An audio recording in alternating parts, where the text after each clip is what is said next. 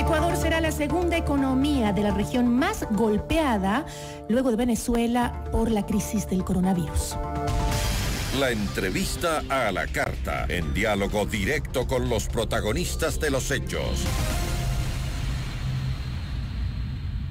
Nos acompaña a esta hora Augusto de la Torre, ex jefe del Banco Mundial América Latina, y hablaremos sobre la situación económica del país. Muy buenas tardes, Augusto, ¿cómo está? Gracias por acompañarnos desde Washington. Un gran placer estar con usted, a las órdenes. La crisis se pone cada vez peor. En este momento acaban de anunciar que el crudo llegó a menos de $0 por barril. Y digo menos porque encima tienen que pagar los países para el almacenamiento de su producción de crudo. Y Ecuador, como dijo el Fondo Monetario Internacional, pues será la segunda nación más afectada de América Latina, un país petrolero. ¿Cómo lo ve usted? Claro, es correcto. Esa es nuestra realidad. Y eso impone un sentido de urgencia enorme a la reacción de los ecuatorianos y de la política pública en el Ecuador. El colapso del precio en el petróleo no lo hemos visto nunca en la historia, que tengamos precios negativos para el West Texas Intermediate. Imagínense lo que es precios negativos. Ahora, esto debe ser una situación temporal. Seguramente en pocos días se va a empezar a normalizar. Pero la razón de todo esto es que con la caída brutal de la demanda de petróleo en el mundo, el espacio de almacenamiento se está copando. Entonces ya no hay dónde almacenar la producción del petróleo. Mientras esto no se normalice, vamos a tener... El Ecuador está viviendo como si no tuviese ingresos petroleros. Imagínense lo que es eso. Terrible, porque siempre ha sido justamente de eso hemos vivido toda la vida. Nunca hemos vivido esto, nunca. A mí me tocó estar en el Banco Central del Ecuador cuando el precio del petróleo cayó a creo que $7. Esto es no se ha visto, no tiene precedente. Esperamos que sea temporal y que la cosa se empiece a normalizar, pero ciertamente el Ecuador no puede contar con un precio del petróleo que sea mayor a $20 en el mediano plazo. Entonces el Ecuador tiene que encontrar el camino de salir de esta crisis con cooperación colectiva y a sabiendas de que vamos a ser un país que ya no puede depender del petróleo.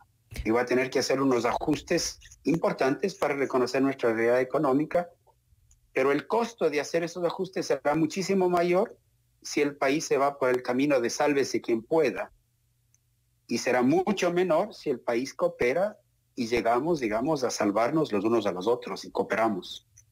¿Qué quiere decir, o más o menos, cómo saber si esta medida, usted dijo, esperemos que sea solo temporal, que esta situación, de que se haya venido el crudo a menos de $0 por barril? ¿Cómo sabemos si esto es temporal y va a cambiar en los próximos días? ¿Cómo saberlo? Bueno, necesariamente va a ser temporal, porque... a esos niveles de precio tan bajos van a haber un montón de productores de petróleo, incluyendo en Estados Unidos, para cuales ya no es rentable producir. Entonces va a haber un bajón muy grande en la oferta de petróleo. Y por otro lado, en la medida en que la economía global se vaya reabriendo después de la cuarentena, va a subir la demanda por petróleo. Entonces, por ahí va a haber un equilibrio nuevo. Yo me imagino que no va a ser un precio del petróleo más alto de 20, que ya es terrible para nosotros, porque nosotros estamos acostumbrados a un precio del petróleo de más de 60. Entonces, si regresamos a una cierta normalidad una vez que los procesos de oferta se vayan ajustando y la economía global se vaya reabriendo, pues esto debería normalizarse a niveles bajos. Ahora, no vamos a tener el regreso al pasado. Ahora, el ministro de Energía ecuatoriano, René Ortiz, justamente había hablado el día de hoy acerca del análisis que se está haciendo por parte del gobierno para eliminar los subsidios a los combustibles. Pensaría que hoy más que nunca esa medida es urgente. Mire, esa medida siempre fue urgente. Es la testarudez del pueblo ecuatoriano la que se ha rehusado a cambiarla. Es una locura tener un subsidio para mantener un precio artificial del combustible en el país. Es una locura, porque ese subsidio al precio beneficia a los contrabandistas, a los productores de cocaína, a los ricos, y nos daña el medio ambiente, porque tenemos pésimo diésel que nos obligan a respirar estos buses azules en las ciudades del país. Entonces nosotros esta locura la hemos vivido por décadas y somos como niños que no nos damos cuenta de las realidades. Entonces el gobierno dice, tratemos de arreglar este tema de los precios de los combustibles, y el país se le viene encima y la asamblea se le echa encima. Este es un país de gente insensata que ahora necesita reagruparse, encontrar lo mejor que tiene dentro de sí mismo y decir, bueno, ya vamos a empezar a sincerar las cosas en este país. Esta es la oportunidad para sincerar las cosas, pero más que nada hay que sincerarlas con un espíritu cooperativo, un espíritu de acción colectiva, de solidaridad. Y eso es lo que nos toca promover ahora. Y por eso creo que esto empieza, digamos, con la ley que el gobierno envió al Congreso, que puede tal vez mejorarse. Eso empieza con un acuerdo de cómo vamos a salir de la cuarentena, que sea cooperativo, y eso empieza porque el gobierno tiene que dar ejemplo de cooperación. Y podemos hablar de eso si desea enseguida. Justamente, ¿qué cree usted que debería mejorarse de esta ley que fue enviada por el Ejecutivo? Mire, primero hay que convenir en un vocabulario común para hablar de esto. Y a mí ya me gustó que el gobierno ya escogió siglas para el vocabulario común de cómo enfrentar esta crisis. El gobierno las ha llamado resistencia, reinicio y recuperación. ¿Qué es la resistencia? La resistencia es vivir durante la cuarentena, hibernar durante la cuarentena, no morir durante la cuarentena. Sobrevivir. Entonces, la resistencia implica que nos calmemos, que todos estemos en el confinamiento y en la cuarentena sin alocarnos, sin desbandarnos y viviendo, digamos, a medio gas. Que las empresas que no pueden pagar sueldos a sus trabajadores tal vez traten de pagar el 10%, si pueden. Que el IES no se lleve la poca caja que tienen las empresas, como lo acaba de hacer. Una actitud absolutamente, digamos, desproporcionada y no consistente con la situación. Que se arme este fondo humanitario que el gobierno quiere armar con contribuciones progresivas de las personas para poder dar sustento a la vida de los ecuatorianos, para que la gente que vive el día a día no se nos muera y para poder mantenernos activos en la lucha en el ámbito de la salud pública. Entonces es la resistencia. Luego que salgamos de la cuarentena, si logramos resistir bien, tenemos que resetearle a la economía. El gobierno llama esa instancia, le está llamando reactivación. A mí me gusta la idea de reseteo porque trae a la mente lo que haces con la computadora cuando se trabó todo. Empezar de nuevo. Tienes que hacer un reboot. Tienes que empezar de nuevo. ¿Y qué implica empezar de nuevo para el Ecuador? Implica conseguir que los costos de operación de la economía bajen de una manera tan radical para poder sobrevivir, para poder proteger puestos de trabajo, para poder proteger unidades productivas y para proteger empleo lo que más se pueda. Empleo vamos a perder. No todas las empresas van a poder arrancar con todo el personal, pero tratemos de que traten de arrancar con la mayor cantidad de trabajadores posibles y eso va a requerir que las empresas lleguen a acuerdos con sus partes, con los trabajadores, con los proveedores, con los arrendadores, con los acreedores bancarios y entre todos encuentren un camino para que la empresa y el empleo sobreviva y que el gobierno les pueda apoyar después. Entonces ahí tenemos el tema del reseteo y el gobierno ha enviado al Congreso una ley que abre un paréntesis de 1 o 2 años para que el acuerdo entre las partes nos permita sobrevivir. Y el gobierno tiene que cooperar. El gobierno es una parte más. No puede ser que el Seguro Social eche mano de la poca caja que tienen las empresas ahora para pagarles a sus trabajadores o a sus proveedores, que es lo que pasó hace 3 días. Hubo un débito automático en las cuentas de las empresas y las empresas se quedaron sin caja porque el IES se llevó todo. No, el Estado tiene que ser una de las partes que coopera y que más bien nos coordina a todos para que no nos desbandemos y no nos vayamos al sálvese quien pueda. Y luego hay una tercera instancia que el gobierno le ha mencionado, que vamos a tener que hacer unas reformas profundas al marco laboral y a otras leyes de funcionamiento de la economía para que podamos vivir en el futuro con crecimiento. Entonces eso quiere decir que vamos a tener que empezar a preparar ya las grandes reformas, la laboral, la tributaria, la del mercado de los combustibles, la financiera, la fiscal. No ahorita, no para que entre en vigencia en este momento, sino después del reseteo tienen que estar en vigencia esas nuevas reglas de juego. Entonces al menos ya tenemos un lenguaje para coordinar la conversación para debatir sensatamente y para trabajar conjuntamente. Ahora, el Fondo Monetario Internacional justo estimaba que el PIB de Ecuador decrecerá el 6,3% en 2020 en el contexto de la recesión mundial que se espera para este año por el COVID-19 y la caída del precio del crudo. Ahora que vemos esta situación que no es caída, sino que es realmente es ya desplome completo lo del precio del petróleo, ¿cómo podría variar eso? ¿Las cifras serán peores entonces? Mire, nadie tiene la capacidad de predecir el crecimiento de la economía global, ni ecuatoriana, ni colombiana para el siguiente año. Nadie tiene.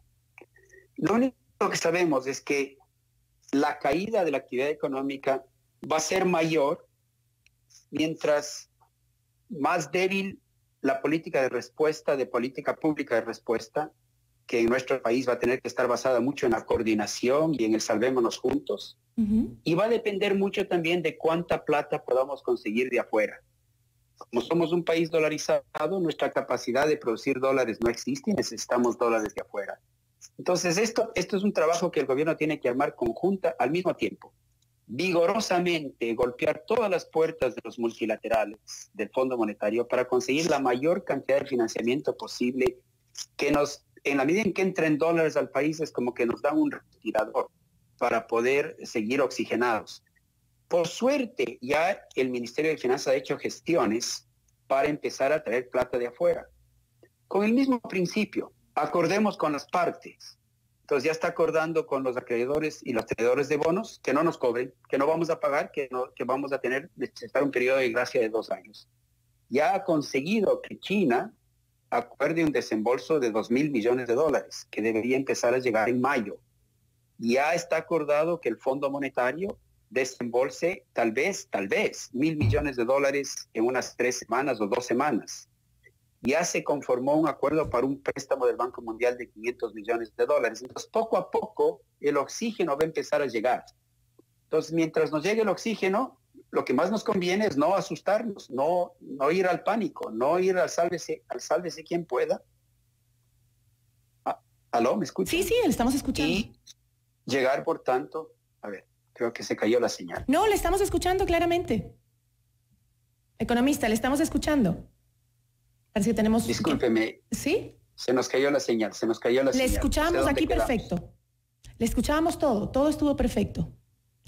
Sí, nada más que le decía que con ese dinero que va a empezar a llegar de afuera, vamos a empezar a organizarnos. Por ejemplo, una buena parte del dinero que llega de afuera, el gobierno tiene que transformarle en apoyos crediticios a las empresas, posiblemente a través de la CFN. Con una buena gerencia. A lo mejor hay que cambiar la gerencia de la CFN para hacerlo bien, pero bueno, sea como fuese, parte del dinero que viene de afuera va a tener que convertirse en apoyo a las empresas para que ellas a su vez puedan apoyar a sus empleados. Entonces, en la medida en que vayamos consiguiendo dinero de afuera, si nos ayudamos a nosotros mismos y si el gobierno nos coordina para no desbandarnos, podemos salir de esto juntos. Vamos a salir empobrecidos, pero mucho menos empobrecidos si lo que se produce es un desbande y sálvese quien pueda. Entonces creo que este es el momento de la unidad nacional, de la cooperación y de deponer actitudes que son miopes y politiqueras. Y sobre todo eso es lo que se le exige en este momento a la Asamblea Nacional, ¿no? En este momento que depongan las visiones políticas y aporten al desarrollo del país, que va a estar muy duro en los próximos años. Así es. Ahora, así es. Sí. Dígame. No, le quería preguntar, ¿cómo ve usted la actitud del ministro de Finanzas, Richard Martínez, que ha sido muy cuestionado sobre el manejo de la deuda externa que ha realizado el gobierno justamente durante el periodo de la crisis de la pandemia del coronavirus?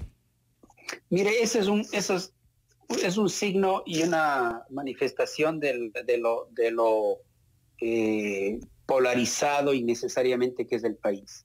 La gestión del ministro Martínez y del Ministerio de Finanzas del gobierno de pedirles a los acreedores, a los bonistas, a los tenedores de bonos, de pedirles que esperen, que no les vamos a poder pagar y que nos den tiempo para patear los pagos hacia adelante porque no podemos pagar, y hacer esto sin que se activen las cláusulas de default legales, ha sido aplaudida como una cosa muy sensata, como ha sido, digamos, visto como que el país evitó tomar decisiones unilaterales y que está trabajando con las partes, que es el principio general que a mí me gusta manejar, acuerdo entre las partes. Entonces, en el Ecuador nos felicitan por haber actuado tan de buena fe y prudentemente, y en el Ecuador nos estamos matando por eso.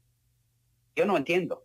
O sea, aquí hay una estrategia que el gobierno plantea, que es que yo prefiero no activar las cláusulas del default legales para no meterme en líos, pero les voy a pedir a mis acreedores que no me cobren, y estoy llegando a esos acuerdos. Ya conseguí un consentimiento de los bonistas, ya les voy a proponer que me den 2 años de gracia. Me parece muy sensato, pero en el Ecuador nos matamos por eso. Ese es nuestro país, lamentablemente es un país que a veces tiene mucha insensatez, pero que a la vez tiene la capacidad de la minga. Y entonces es el momento de la minga ecuatoriana. Este es el momento para que todos nos unamos a la minga. Hagamos una gran minga nacional. Economista, yo le agradezco muchísimo por habernos acompañado y gracias por esa lección de unidad que nos ha dado, sobre todo mirando al futuro y a la economía del país. Muchas gracias por la entrevista. Un saludo cordial. Muchísimas gracias. Agradecemos a Augusto de la Torre, ex jefe del Banco Mundial de América Latina, desde Washington, por habernos acompañado en Notimundo a la Carta.